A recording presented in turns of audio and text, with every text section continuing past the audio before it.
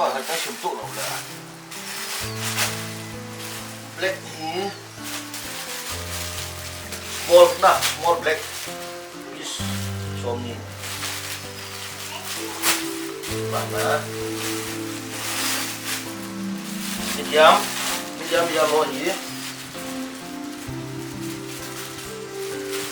som di mama melon large som này tí sao không cùng ta cái tay kiểm tra nó đi bao lần bữa mà cầm hai pháo ngon đâu chỉ cái tia sờ chị họ ấy mình đi ba phụ nữ nó thật có là lòng sáu ấy cái gì nào hỏi ra là chúng mong mỏi ô lăng ạ thì cho nên cái lọc gì này mà cái chuyện này cái lọc gì thế rồi yes bắt nhỏ hey mình đi ba sao mà suốt này cái tia đó ấy lo mà cái lọc gì không đi bà thì đây này yêu ôi chả phải yêu này ăn nôm ta về có làm rằng về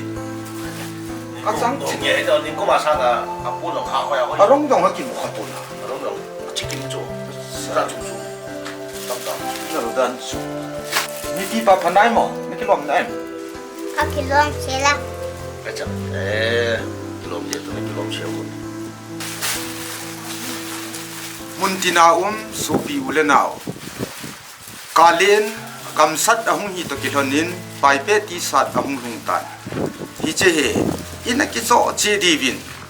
ka hin ti mun he to hi ate cha a ki zo no i ja kai chu i ki het mat tu ti ve tai ti chu ka hin het sa ve sule quality yang hi ning kuma ning kuma sangin ha hoi na hoi join a jong a to men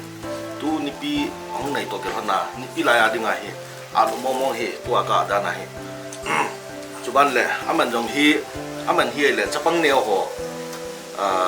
chapang neo hi za thura so mau hin tin chuban le alin hwa hi ning kuma chu zanga ki bol hin tu kuma ki thu pi da ta go ma zalia i mu theo he cho nên tôi hiện có là thì cô ở bên